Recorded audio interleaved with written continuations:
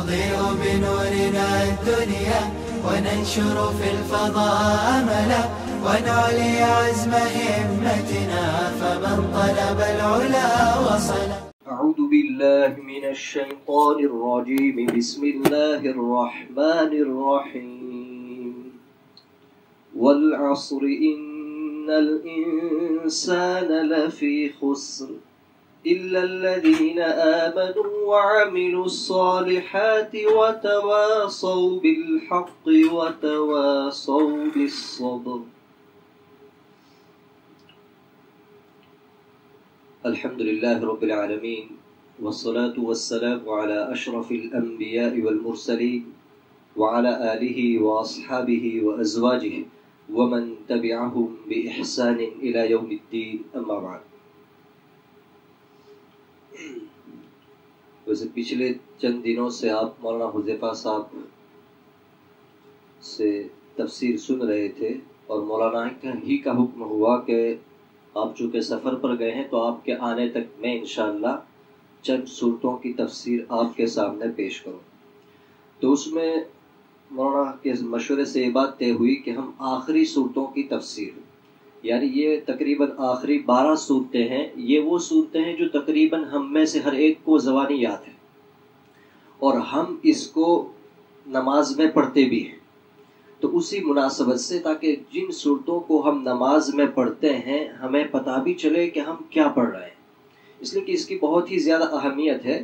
ویسے ہم سب جانتے ہیں کہ یہ رمضان کا مہینہ قرآن کا مہینہ ہے، جس کو اللہ نے قرآن میں بیان فرمایا شہر رمضان الذی انزل فیہ القرآن، کہ یہ قرآن کا مہینہ ہے. اور اسی لیے علماء نے لکھا ہے کہ اس مہینے میں جو قرآن سمجھ میں آتا ہے وہ عام دنوں میں سمجھ میں نہیں آتا. خصوصی اللہ تبارک و تعالیٰ کی طرف سے رحمتیں نازل ہوتی ہے، فرشتوں کا ورود ہوا کرتا ہے. اس اعتبار سے ایسے ایسے انکشافات ہوتے ہیں کہ عام دنوں میں ہمیں وہ چیزیں سمجھ میں نہیں آتی جو رمضان میں سمجھ میں آتی.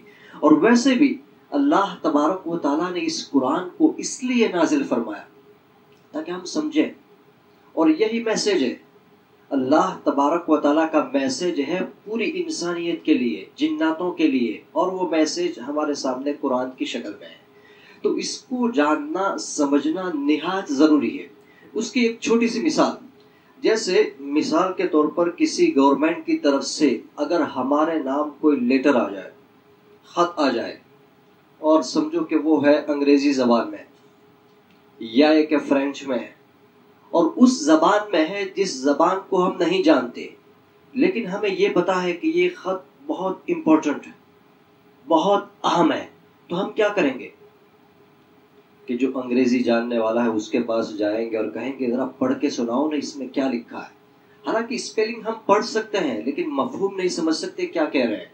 تو ہم ان کے پاس جائیں گے اور سمجھیں گے کہ یہ کیا کہنا چاہتا ہے. قرآن اللہ تبارک و تعالیٰ کا کلام ہے، اس نے ہم میں سے ہر ایک کے نام پیغام بھیجا، ہر ایک کے نام. اور یہ ایسے ہی نہیں آ گیا، اس کے لیے بہت کچھ محنتیں ہوئی. نبی کریم صلی اللہ علیہ وسلم نے اس کے لیے بہت زیادہ مشقتیں برداشت کی، اور خود اللہ نے کہا علی قلبک، کہ محمد ہم نے اس قرآن کو آپ کے دماغ پر نہیں، علی قلبک آپ کے دل پر ہم نے اس کو اتارا ہے. تو اس کی خاص اہمیت ہے. اور 23 سالہ زندگی میں اللہ تبارک و تعالیٰ نے اس قرآن کو اتارا، اور ہم سب جانتے ہیں قرآن کی کتنی فضیلت ہے، کتنی اہمیت ہے. تو یہ ہمیں جاننا نہایت ضروری ہے. اور اسی لیے خاص طور پر وہ صورتیں جس کو ہم نماز میں پڑھتے ہیں، اس لیے کہ ہوتا کیا ہے، ہم نماز پڑھتے ہیں مسجد میں ایک امام کے پیچھے. ایک امام ہوتا ہے پوری مسجد میں، ہم جاتے ہیں جہاں کہیں بھی، جس مسجد میں بھی ہم نماز پڑھیں گے امام ایک ہوتا ہے، لیکن مقتدی جو ہوتا ہے ہر ایک کو الگ الگ ثواب ملتا ہے. اگرچہ امام ایک ہے، پیچھے پڑھنے والے جو اسی کے پیچھے پڑھ رہے ہیں، لیکن ہر ایک کو ثواب الگ الگ ملتا ہے. کیوں؟ کیسے؟ کہ امام صاحب قرات کرتے ہیں، ان کی قرات کو کچھ لوگ سمجھتے ہیں، اور سمجھنے کی وجہ سے ان کے اندر ایک الگ سی کیفیت پیدا ہو جاتی ہے. اور اس کے ساتھ اللہ تبارک و تعالیٰ کی دوسری بہت ساری چیزیں دیکھی جاتی ہے، صرف ہم نماز کی اگر بات کریں تو. اس لیے کہ نماز ایسے ہی نہیں کہ جیسے ہم اللہ اکبر کہتے ہیں نماز شروع ہو جاتی ہے، لیکن اس کی ابتدا بہت پہلے سے ہو چکی ہوتی ہے. جب ہم وضو کر رہے ہوتے ہیں تو اسی وقت سے دیکھا جاتا ہے کہ ہمارا وضو کیسا ہے. اسی لیے نبی کریم صلی اللہ علیہ وسلم نے بیان فرمایا کہ جس کسی نے اچھا وضو کیا پھر مسجد کی طرف گیا اور نماز پڑھی تو وہیں سے شروع ہو جاتا ہے نماز کا عمل. اس لیے کہ اللہ نے قرآن میں بیان فرمایا کہ جب تم نماز کا ارادہ کرو تو وضو کرو، پاکی حاصل کرو. تو وہیں سے اب ہمارے وضو کو دیکھا جائے گا کہ ہمارا وضو کیسا ہے. آیا ہم نے صرف فرض پر اکتفا کر لیا یا اس ساری سنتوں کی بھی رعایت کی وضو کرنے میں، کہ ہر عضو کو 3 مرتبہ دھویا، کلی کی، پہلے بسم اللہ پڑھی، مسواک کا استعمال کیا نہیں کیا، تو اسی اعتبار سے ہمارا وضو کا ایک معیار ہوگا. تو اس اعتبار سے پھر نماز کو بھی دیکھا جائے گا کہ یہ وہ بندہ ہے جس نے ایسا وضو کیا ہے کہ جس وضو میں اس نے مسواک کا بھی استعمال کیا تھا، تو اس کا ثواب الگ ہوتا ہے. اسی کے ساتھ یہ وضو کا مسئلہ ہو گیا. پھر ہم جب مسجد میں آ گئے، مسجد میں آنے کے ایک بندے نے دعا پڑھی، ایک نے نہیں پڑھی، دونوں الگ الگ ہو گئے. اس کے بعد جب نماز شروع ہوتی ہے تو ہم باقاعدہ نیت کے ساتھ، اخلاص کے ساتھ اللہ کے سامنے کھڑے ہوتے ہیں. اور جیسے میں نے ابھی کہا تھا کہ امام صاحب قرات کر رہے ہوتے ہیں، ہم ان کی قرات کو سنتے ہیں. سننا پہلے نمبر پر ہوتا ہے. یعنی کبھی کیا ہوتا ہے کہ ہم سنتے تو ہیں لیکن پتہ نہیں ہوتا. جیسے ہوتا ہے نا بسا اوقات کہ ہمیں یہی پتہ نہیں ہوتا کہ کتنی رکعتیں ہوئی، تو پھر یہ تو دور کی بات کہ امام نے کیا پڑھا پتہ نہیں ہوتا. بہت سارے حافظ قرآن ہوتے ہیں لیکن نماز کے بعد آپ پوچھیں گے کہ امام صاحب نے آج کیا قرات کی، پتہ نہیں ہے. کیوں؟ دھیان نہیں تھا. تو ایک تو یہ کہ جس کا دھیان تھا، جس کا دھیان نہیں تھا. دوسرا وہ بندہ کہ جس کو یہ بھی معلوم تھا کہ امام صاحب نے یہ قرات کی، اس کا ترجمہ میننگ کیا ہوتا ہے، کیا معنی ہوتا ہے. اور دوسرا وہ ہوتا ہے جس کو پتہ نہیں ہے. جس کو پتا تھا تو اس نے بھی مطلب وہاں پر پتا تھا اور اس نے اس کی رعایت بھی کی کہ میں اللہ کے سامنے کھڑا ہوں، اللہ کا کلام سن رہا ہوں، اللہ مجھ سے بات کر رہے ہیں، میرے سامنے اللہ ہے، اسی کے آگے میں سجدہ کرتا ہوں. تو اس کے خشوع کی، خضوع کی جو کیفیت ہوتی ہے وہ عام بندوں کی نہیں ہوتی. تو اس اعتبار سے ایک امام ہوتے ہیں لیکن ان کے پیچھے پڑھنے والوں کے مختلف درجات ہوتے ہیں، مختلف ثواب ہوتا ہے. اسی اعتبار سے بھی ہمیں یہ جاننا نہایت ضروری ہے کہ ہم قرآن کو سمجھیں کہ اللہ کیا کہنا چاہتے ہیں. خاص طور پر وہ صورتیں جن کو ہم پڑھتے ہیں، ہم اپنی سنتوں میں پڑھتے ہیں. تو اسی لیے مولانا حذیفہ صاحب نے کہا کہ آخری صورتوں کی تفسیر کی جائے تاکہ سب طلباء کو بھی پتہ چلے کہ اس کا معنی کیا ہوتا ہے، ہم جو نماز میں پڑھ رہے ہیں اس کا مفہوم کیا ہوتا ہے، اللہ ہم سے کیا کہنا چاہتے ہیں. تو اسی کے پیش نظر یہ آج ہم نے شروع کیا ہے سورہ عصر سے. تو اس میں سب سے پہلے بسم اللہ الرحمن الرحیم اور بسم اللہ الرحمن الرحیم کی ساری وضاحت تفسیر آپ نے مولانا حذیفہ صاحب سے سن لی ہے. تو اسی لیے اس کے بعد ہم شروع کرتے ہیں والعصر. عصر ایک تو کہتے ہیں ہم عصر کی نماز، تو یہ بھی وہی مراد ہے. علماء عام طور پر عربی میں کہا جاتا ہے عصر دین کے آخری حصے کو، یعنی دین جو شروع ہوتا ہے، ایک تو شروع ہوتا ہے ہمارے نماز وغیرہ کے اعتبار سے صبح صادق سے، اور جیسے سورج غروب ہو جائے گا کہ دن ختم ہو جائے گا. اور آپ سب جانتے ہیں کہ سورج کے غروب ہونے کے بعد اسلامی تاریخ بھی بدل جاتی ہے، تو وہاں پر دن ختم ہو جاتا ہے. تو سورج کے غروب ہونے سے پہلے کا جو وقت ہوا کرتا ہے اس کو کہتے ہیں آخری، اور اسی وقت کو کہتے ہیں عصر. اور اسی لیے اس وقت میں جو نماز پڑھی جاتی ہے اس کو بھی اسی مناسبت سے عصر کہتے ہیں، جیسے کہ عشاء کے اس وقت کو بھی عشاء کہتے ہیں. تو اسی اعتبار سے دوسرا ایک معنی اس کا یہ ہوتا ہے زمانے کے، وقت کے، جیسے کہتے ہیں نا کہ زمانہ. تو اسی اعتبار سے عصر زمانے کو کہتے ہیں. اسی کے اعتبار سے کہتے ہیں ہمارے معاصر ہیں، یعنی ہمارے ہم زمانہ ہے. تو زمانے کے لیے بھی اس کو استعمال کیا جاتا ہے. علماء نے بیان فرمایا کہ یہاں پر دونوں تینوں معنی مراد لیے جا سکتے ہیں. اور اللہ نے سب سے پہلے اس کے آگے بیان فرمایا واو. تو جو طلباء ہے وہ جانتے ہیں کہ واو یہاں پر قسم کا ہے. معنی یہ ہوا کہ اللہ تبارک و تعالیٰ نے زمانے کی قسم کھائی کہ قسم ہے زمانے کی. کیوں؟ اس لیے کہ اللہ تبارک و تعالیٰ ہمیں اہمیت دینا چاہتے ہیں کہ جو زمانہ ہے، یہ جو وقت ہے اس کی قدر کر لو. یہ وقت ہے وہی آپ کی زندگی ہے. اس لیے کہتے ہیں نا کہ کچھ لوگ کہتے ہیں کہ بھائی وقت سونے سے بھی زیادہ قیمتی ہے. تو بعض لوگوں نے کہا کہ سونے سے زیادہ قیمتی نہیں، بلکہ وہ کوئی چیز ہو ہی نہیں سکتی کہ جس سے زیادہ قیمتی ہو. اس لیے کہ عربی کا ایک مقولہ ہے الوقت هو الحیاہ، کہ وقت یہی آپ کی زندگی ہے، اچھا کرو یا برا کرو، جو بھی ہے، جو بھی ہم کو وقت ملا ہے، گویا کہ ہم کو جو زندگی ملی ہے وہی ہمارا وقت ہے۔ اللہ تبارک و تعالیٰ نے اسی کی اہمیت کے پیش نظر سب سے پہلے زمانے کی قسم کھائی، وقت کی اہمیت کو بیان کرنے کے لیے کہ ہم اس کی قدردانی کریں، ضائع نہ کریں۔ اللہ تبارک و تعالیٰ نے اس کی اہمیت کے پیش نظر اس کی قسم کھائی۔ اس کے بعد اللہ تبارک و تعالیٰ نے بہت زبردست بات بیان کی، ایسی بات بیان کی کہ امام شافعی رحمۃ اللہ علیہ بیان فرماتے ہیں کہ اگر اللہ تبارک و تعالیٰ قرآن میں صرف یہ ایک سورت نازل کر دیتا تب بھی لوگوں کی ہدایت کے لیے کافی تھا۔ صرف یہ ایک سورت، کیوں؟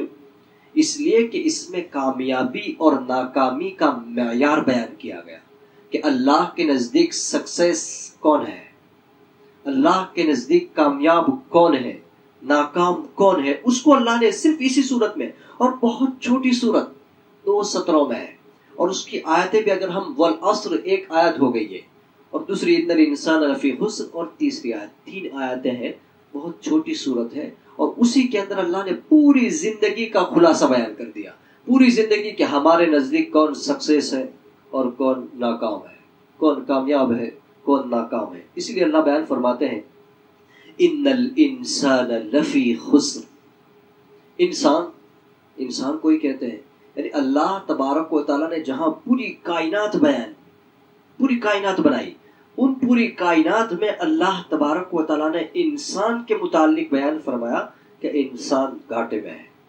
خسارے میں ہے، بہت زیادہ خسارہ۔ جیسے ہوتا ہے نا، ہم کبھی بزنس کرتے ہیں، کچھ بھی کام کرتے ہیں یا کبھی، تو کوئی بھی آج کل بہت زیادہ دیکھا جاتا ہے کہ بھائی کون اپنی زندگی میں سکسیس ہے، کون ناکام ہو گیا، کون کتنا زیادہ آگے بڑھ رہا ہے، کتنی زیادہ ترقی کر رہا ہے۔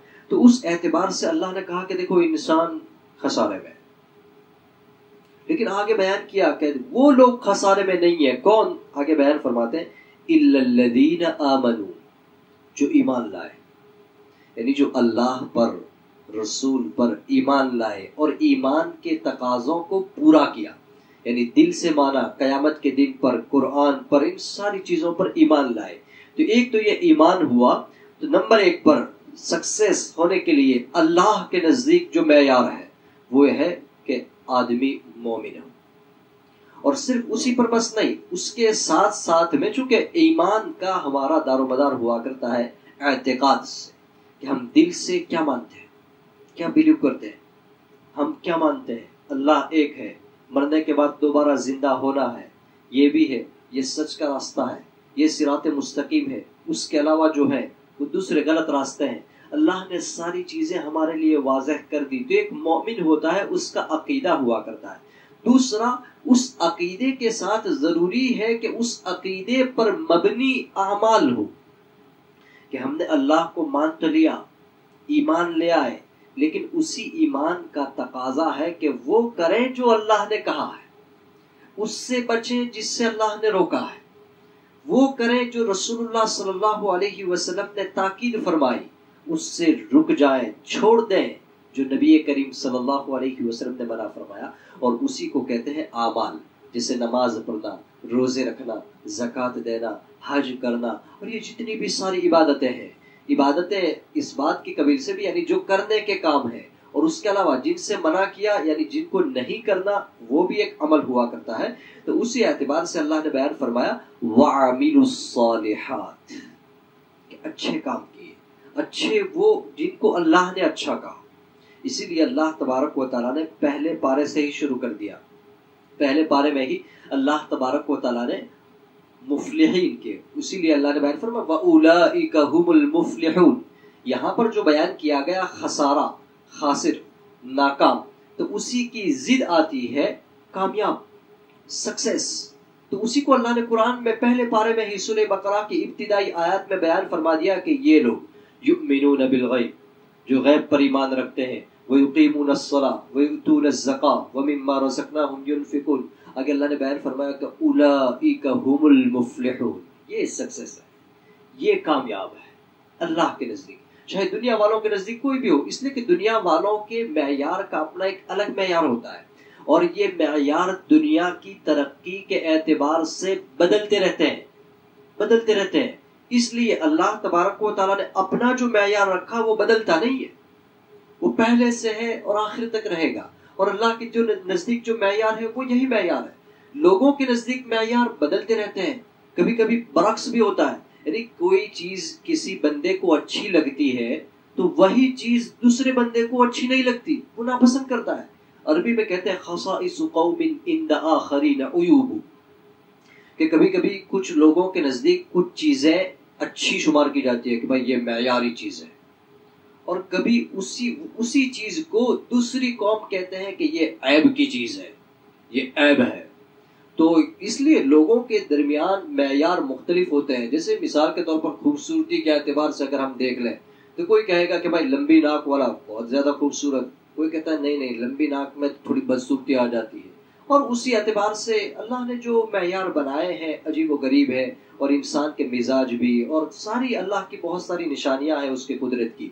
تو اللہ تبارک و تعالیٰ بیان فرماتے ہیں اِلَّا الَّذِينَ آمَنُوا، نمبر 1 پر جو ایمان لائے، نمبر 2 وَعَمِلُوا الصَّالِحَاتِ، کہ اچھے کام کیے، نیکی کے کام کیے، برائی سے بچے، وَتَوَاصَوْا بِالْحَقِّ، تیسرے نمبر کی اللہ نے چیز بیان کی، بہت اہم ہے، اس لیے کہ ایمان لانا یہ ہماری ذات تک ہے، اچھے کام کرنا یہ ہمارا ہی فائدہ ہے اس میں، لیکن آگے کہ صرف ہمیں اپنی فکر نہیں کرنی، قوم کی بھی فکر کرنی، ملت کی فکر کرنی، اسی کو اللہ بیان فرماتے ہیں وَتَوَاصَوْا بِالْحَقِّ، کہ حق بات کی آپس میں ایک دوسرے کو تلقین کرتے رہیں کہ بھائی یہ کرنا ہے، یہ نہیں کرنا ہے، اس کی جس کو اللہ تبارک و تعالیٰ نے قرآن میں بیان فرمایا امر بالمعروف اور نہی عن المنکر، کہ اچھے کاموں کی لوگوں کو ترغیب دلاؤ، تلقین کرو کہ بھائی یہ کرو، اچھا ہے، اس میں فائدہ ہے، اس میں فائدہ ہے، یہ ہو جائے گا، اس سے بچو، اس میں ناکامی ہے، اس میں تمہارا خسارہ ہے، یہ تمہیں لاس ہو جاؤ گے، تمہارا سب کچھ ختم ہو جائے گا۔ تو یہ جو ہم کرتے ہیں تو وَتَوَاصَوْا بِالْحَقِّ، کہ جو حق کو بنیاد بنا کر کے آپس میں ایک دوسرے کو تلقین کرتے ہیں کہ اپنی ذات تک ہی محدود نہیں رکھتے بلکہ قوم اور ملت کی بھی فکر کرتے ہیں، اور اسی اعتبار سے وہ آپس میں ایک دوسرے کے ساتھ روابط رکھتے ہیں۔ آگے اللہ بیان فرماتے ہیں وَتَوَاصَوْا بِالصَّبْرِ، کہ جو آپس میں ایک دوسرے کو صبر کی تلقین کرتے ہیں۔ صبر کی تلقین کیا مطلب ہوا؟ صبر کی ابتدائی طور پر علماء نے 3 قسمیں بیان کی کہ صبر کیسا ہوتا ہے۔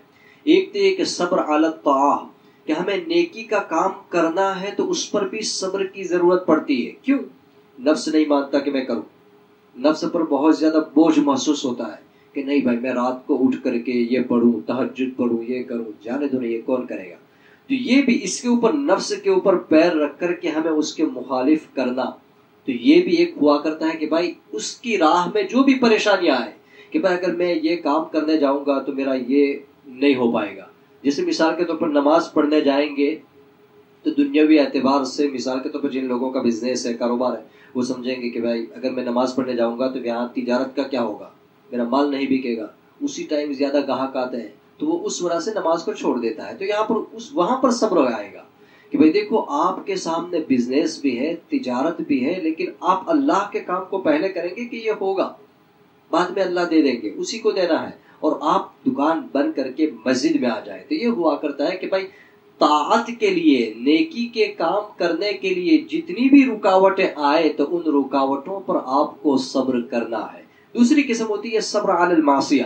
صبر علی المعصیت مطلب یہ کہ انسان کی نفسانی خواہشات کے اعتبار سے دل میں داعیہ ہوتا ہے کہ گناہ کا کام کرے، یہ کر لے، وہ کر لے، اس کو مارے پیٹے، یہ کرے، وہ کرے، لیکن اس پر صبر اختیار کرنا، یہ ایک صبر ہوا کرتا ہے۔ اور تیسرا صبر ہوا کرتا ہے صبر علی المصائب، یعنی مصیبت پر، بیماری پر، کوئی بھی چیز آ جائے، تنگ دستی وغیرہ، تو ان کے اوپر صبر کرنا ہے۔ تو یہ صبر کی جتنی بھی قسمیں ہوا کرتی ہے تو ان تمام قسموں کے اعتبار سے آپس میں ایک دوسرے کو صبر کی تلقین کریں۔